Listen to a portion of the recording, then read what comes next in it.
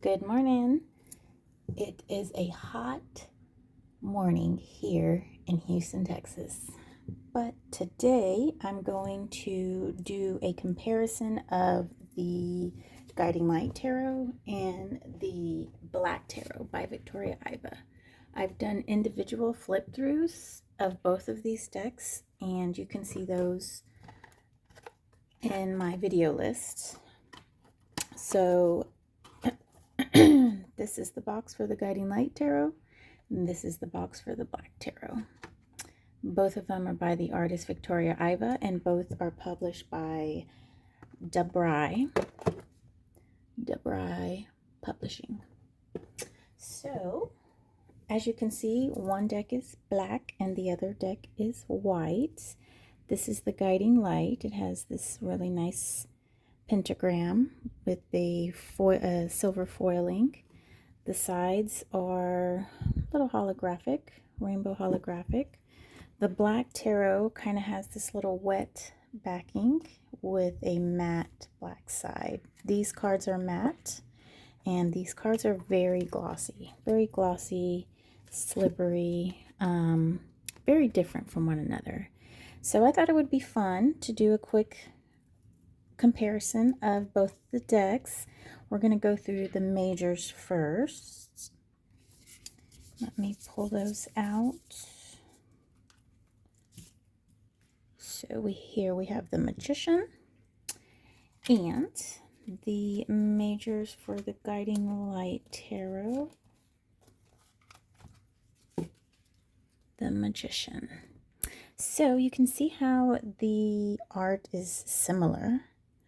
Let's see if I can zoom in just a tad. That's better. The art is very similar. There. I have a new setup as well, so my camera setup is a little different, and I've got this beautiful tapestry that I found at Goodwill. Actually, I think it was only $6, but it's nicely woven. I love these bright colors.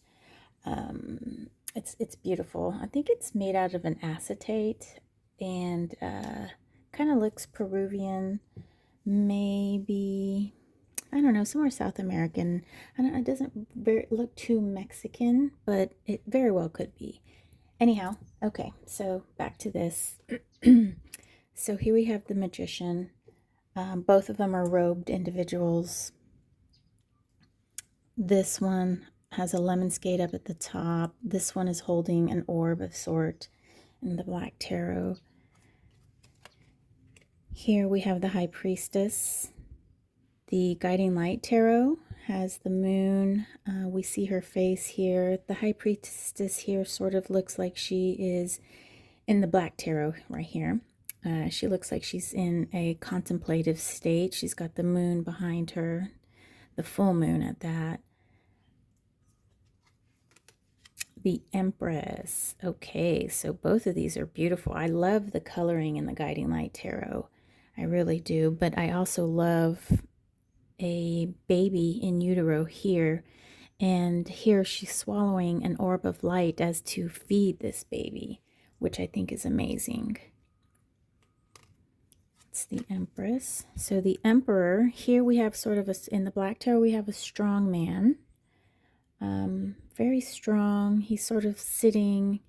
He looks contemplative as well. And here the Emperor is just a robed individual. You can see his sword, the sun behind him. He almost looks very castle-like.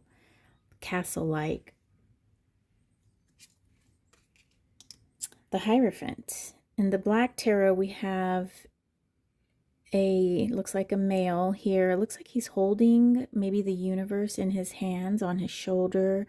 And it's sort of combining with his head here, as if to say he's all-knowing.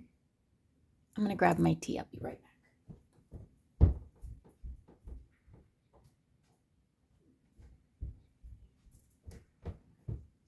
Okay, I'm back.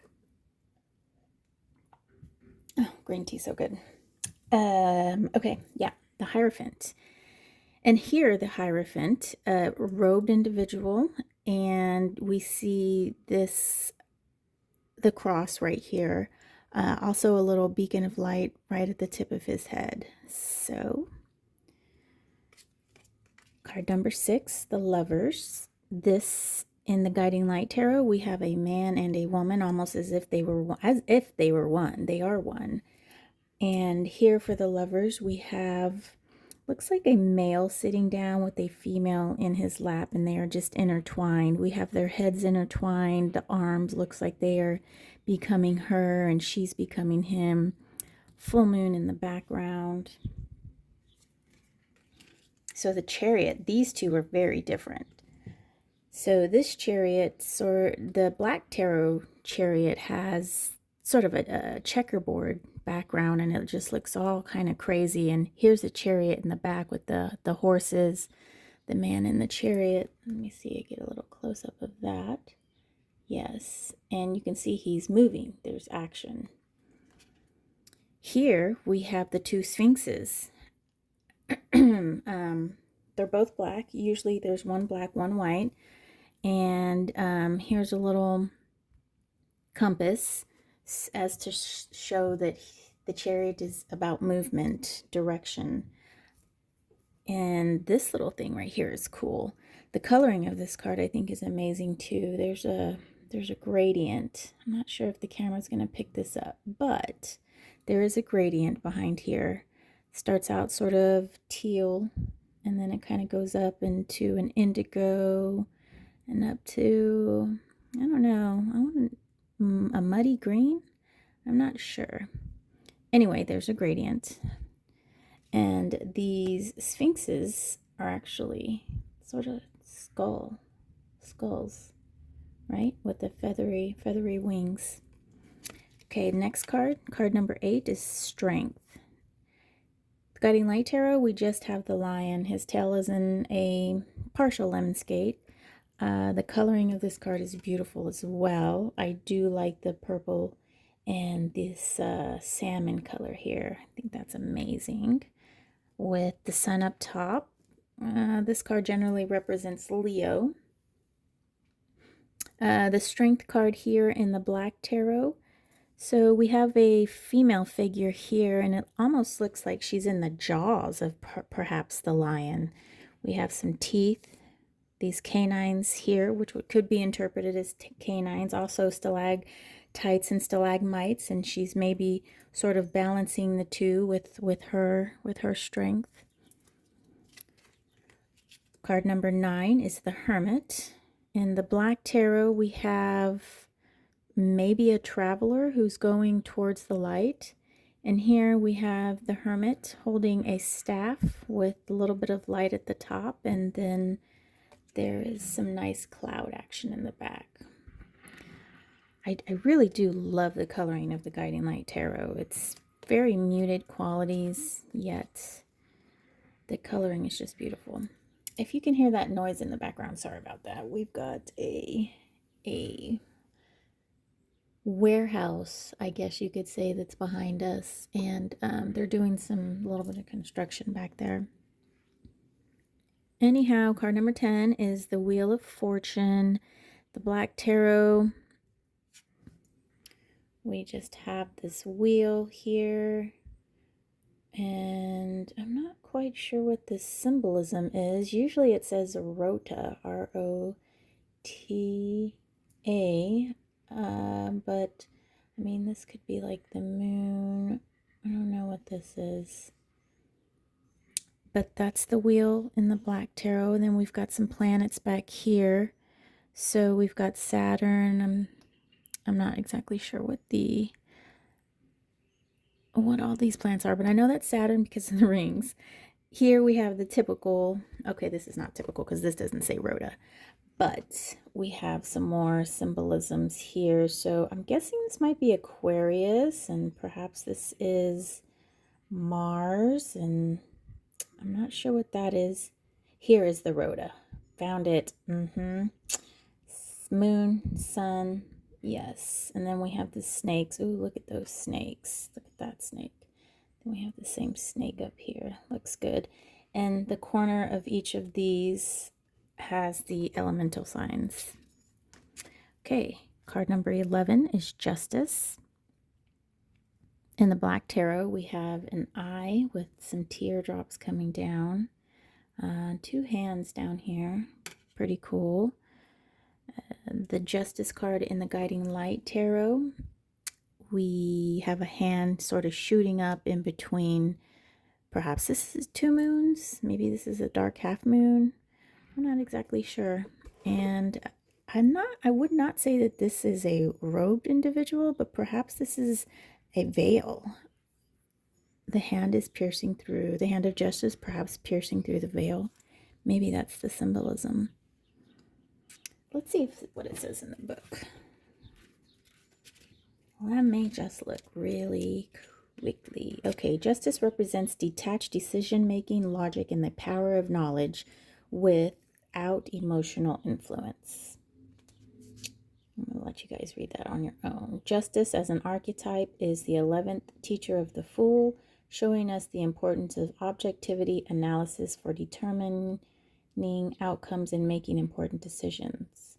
Life can be fair if we act with integrity. An honest and impartial view without personal gain, mastering flawless inner honesty, living without self-deception. So that's what it says in the guidebook. Okay. Card number 12, the Hanged Man. So both of these are pretty much similar. So we have a chrysalis in the Guiding Light Tarot being suspended, and we can't see what it's suspended from. In the Black Tarot, we can see that there is something suspended, perhaps a chrysalis, from the edge of a cliff, with maybe a supernova or some sort of galaxy in the background. That is the Hanged Man. Okay, my favorite card, the Death card. So in the Black Tarot, again, we have that checkerboard that was in the Chariot, and we have a skeleton who is walking through that. The Death card in the Guiding Light Tarot shows a meat suit, some musculature, and versus the skeleton. So, you know, muscles and life, and then we have bones and death with an orb of light in the center. Beautiful artwork, and again, I love the colors. Love the colors. Okay. Oopsie. I must have flipped the tower. Oh, where's my tower? Oh, here it is. It's got a little mixed up. Okay, then we have the tower. So the tower in the Guiding Light Tarot looks like someone took a sword and just swiped off the top. Just took that crown off. Here we just have a scene of an individual, perhaps 2 individuals. Maybe that's the second. There's the first, falling from what looks like a tall building, and then we've got lightning here. This, I don't know what that would be, but that's in the background. Whatever that is, that's in the background. Okay. Oh, I am just mixed up. Okay. All right. Look at these. These are just sliding everywhere. Okay. Back. Temperance. The Temperance of the Black Tarot. We don't really have a figure in this picture, but we do have, it's looking like a blending of 2 different worlds, a world up top and a world up at the bottom, down at below. So, and this world is coming up into the top world. We have a full moon and a half moon here.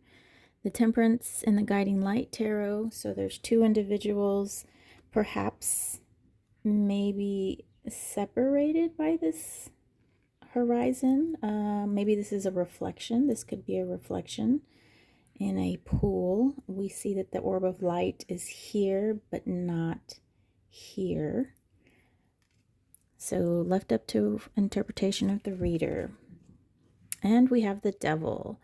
So these eyes are pretty similar. We've got that eye and that eye. pretty similar. Might even be the same eye. But I think that's cool how they came over cross deck. That's really cool. So this devil has more of a straight horn, goes straight up. This devil's horns are a little crooked. He must have had a bad day. And we have a background here, pretty dreary. The background here is just maybe some aurora borealis. The coloring, though, is amazing. I love that color. Camera's not picking it up as well as my eyes are. Maybe if I pull it back. But, so that's card 15, the devil. The star, card number. Is this right? No, this isn't right. The moon is 18. This should. The star, what is 16? Oh, Lord. Okay, we're just going to go with the star. Okay. The star. So, with the Guiding Light Tarot, we have this land atmosphere, I would say, here, and then the star in the background. Open for interpretation. And then the star here, we have it being in the center of the card. And there's some sort of cosmic activity, some kind of activity that's going on in the Black Tarot. Okay, the moon, card 18.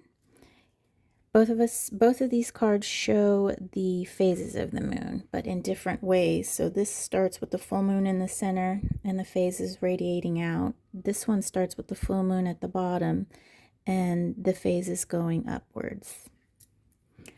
I don't know if you can see this in the card, but that, I believe, is part of the back. Somehow maybe got transferred over from another card, or maybe this card just kind of stamped through, but this this should be completely black.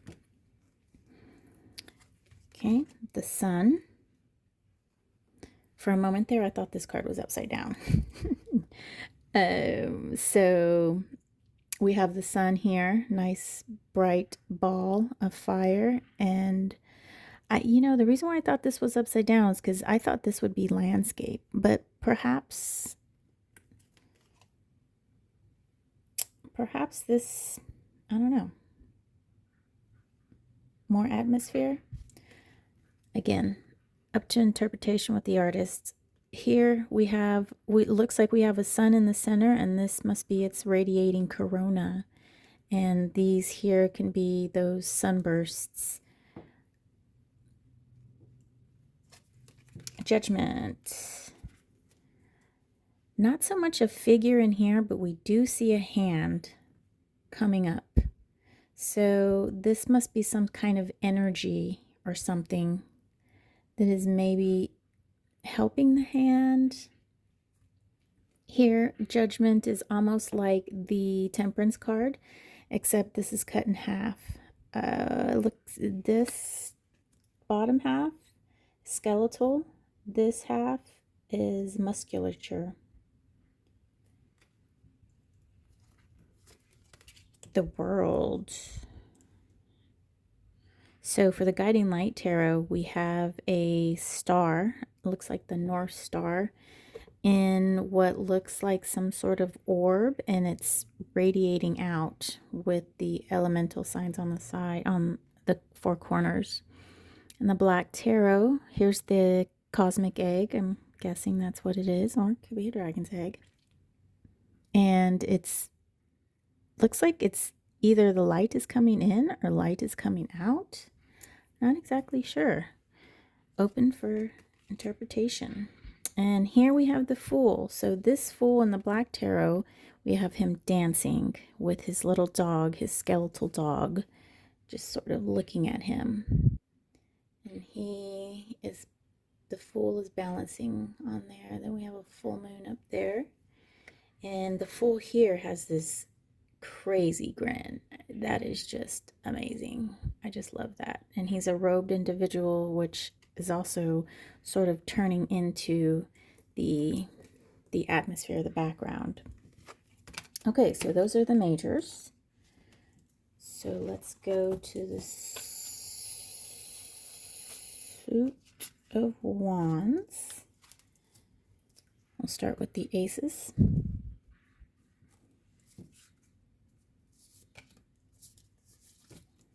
Okay. Ace of Wands for the Black Tarot, Ace of Wands for the Guiding Light Tarot. Okay, so pretty similar, of course, you know, one. There's one wand. Here we just have the fire just emanating from the top. This one sort of looks like he has a mohawk. And then the symbol for fire in the center right there. Two of Wands, an individual between two wands, same here. Individual between two wands. Three of Wands, three wands, three wands. Now the Guiding Light Tarot seems to be using a lot of the elemental symbolism. Four of Wands. Now this is interesting because I'm not exactly sure how this represents four wands.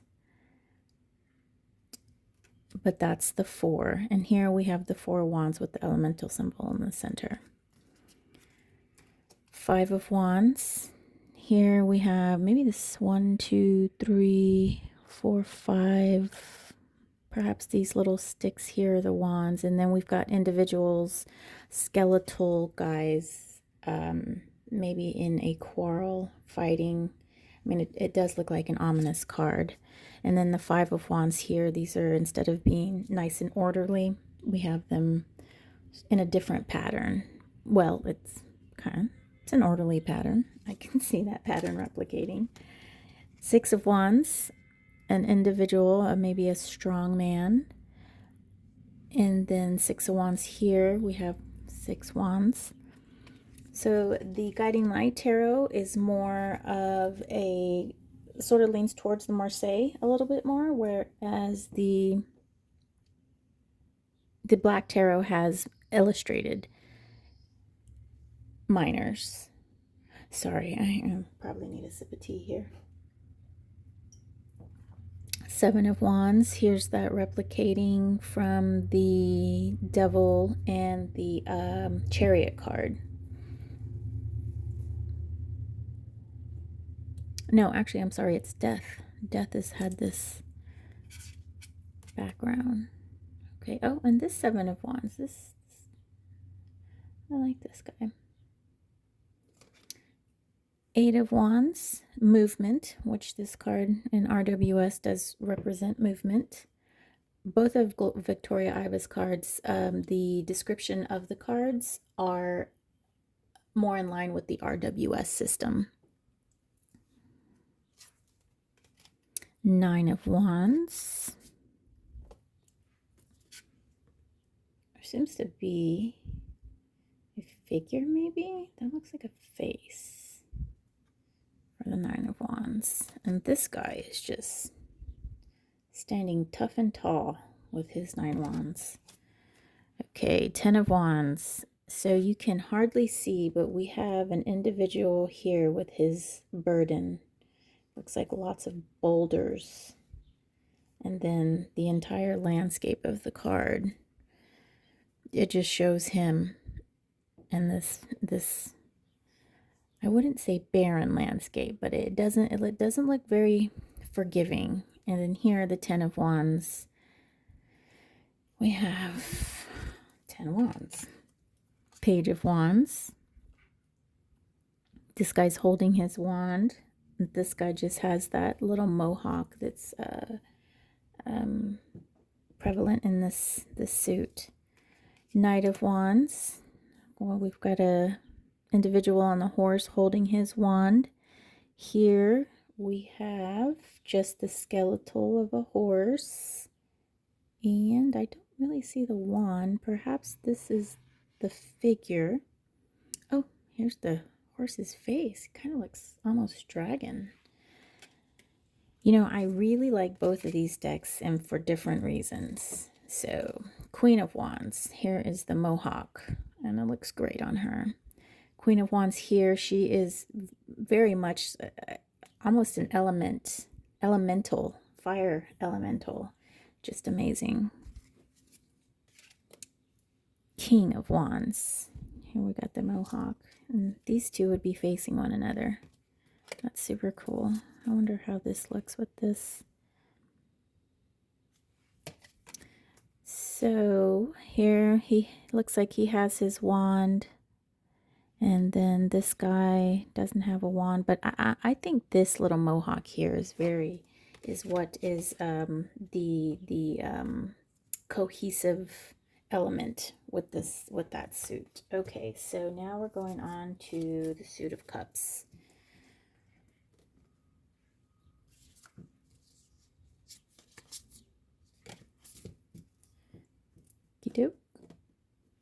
Alrighty, okie dokie.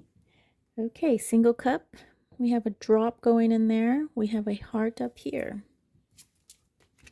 Two of cups, male female symbol. Two cups down here. Here we have the intertwining snakes from the staff of Caduceus. Oops, I hit the camera. I'm so sorry. Also with this symbol up here in the center. Pretty cool. I wonder if this has, let's see, does this have the elemental? I don't think so. That's more like a world or something. Okay. Three of Cups. You know, almost similar. Similar in structure, yet the art is with the art of the deck. Four of Cups, same thing. Similar in structure, but still following the theme of the respective deck. We have an individual right there. Five of Cups. She does have the 2 and the 3 up top, 2 and 3. And we have the skeletal reaching for these cups. I call them skeletals, not skeletons. I just noticed that. 6 of Cups.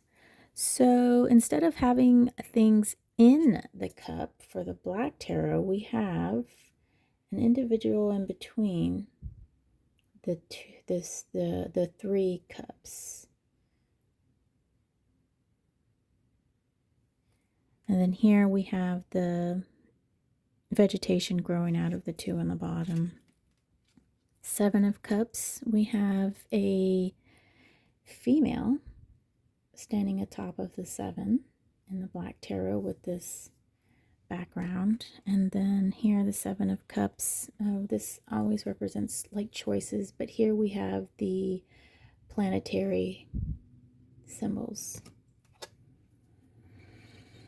8 of Cups. So, okay, so this individual is running from his 8 cups down here, and then this is more Marseille style. 9 of Cups. Stacked the same. 10 of Cups. So these cups are stacked in the middle, and these cups are up top and bottom.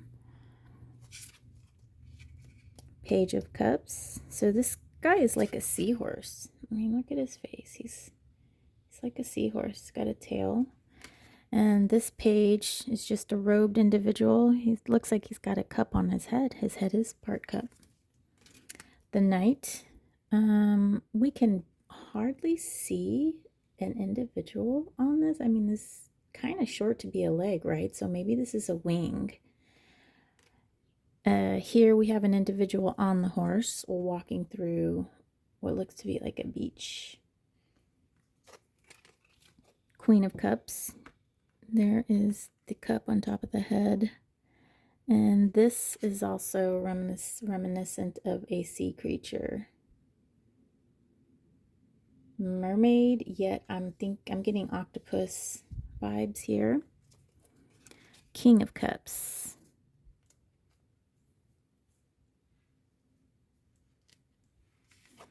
Okay, next suit that we're going to do is the swords. You know, both of these cards, the finish so different, but yet they both feel good in the hands. Okay, Ace of Swords. 2 of Swords, 3 of Swords, both with the splitting of the human figure, or of a figure. I don't know if I would call the things that are in the Black Tarot human, but they are pretty, you know, similar in anatomy. 4 of Swords, 5 of Swords, 6 of Swords. Ooh, so both of these guys, 7 of Swords. You know, 7 of Swords in the RWS is sort of like a sneaky deception feel to the card, and both of these guys have, you know, their hand behind their back. This guy has both, you know, very sneaky. 8 of Swords. So this, in the Black Tarot, the individual is tied. Usually it's loosely bound, but this individual looks like she's really stuck. 9 of Swords. This is a card of nightmares. Check that out. Love it. 10 of Swords. So there is an individual at the bottom of each of these. So this guy is stabbed 1, 2, 3, 4, 5 times, but times 2. So it's almost like, I mean, stabbed 10 times, but it seems to be worse because you're compounded. Page of Swords.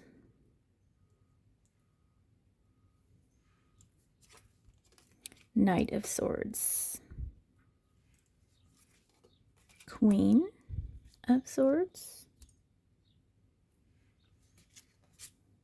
King of Swords. Final suit.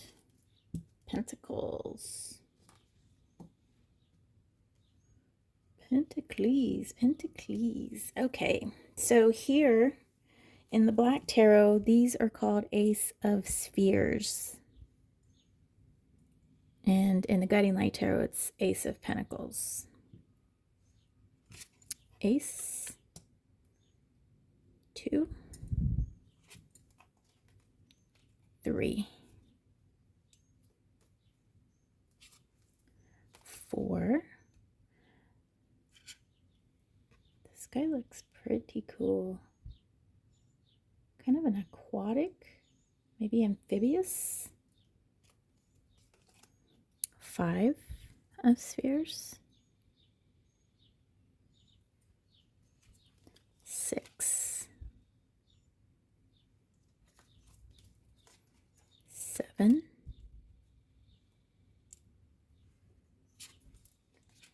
8. In both of these images, the figure is juggling the 8.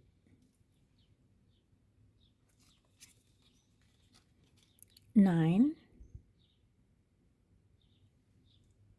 I think it's interesting, these are both triangular.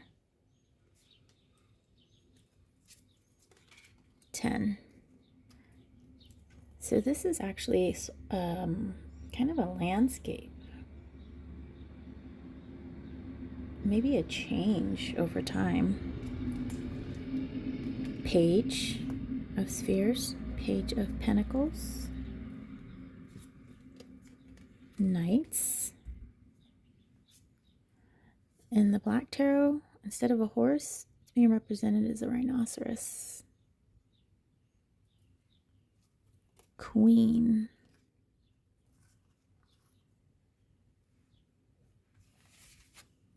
King.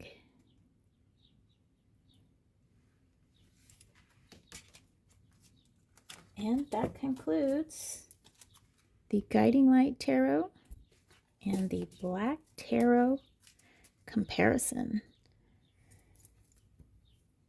Okay, if you guys have any questions, let me know.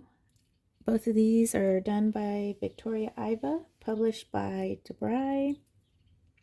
And let's see how they shuffle. Actually, I know how they shuffle, but maybe you want to see. Okay. Delightful. Nice mats.